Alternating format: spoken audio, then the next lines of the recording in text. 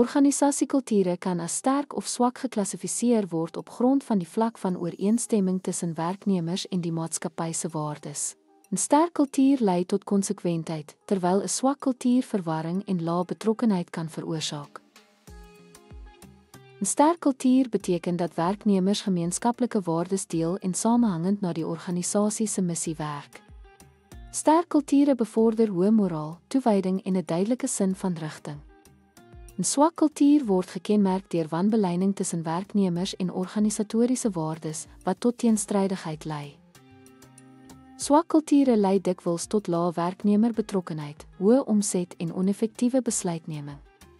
Sterk kulture kan 'n mededingende voordeel wees, maar kan ook diversiteit van denke ontmoedig as dit te rigied is. Leiers speel 'n deurslaggewende rol in die versterking of verandering van die sterkte van organisatoriese kultuur. Terwyl sterk kulture eenheid en prestasie bevorder, kan swak kulture lei tot organisatoriese ondoeltreffendheid.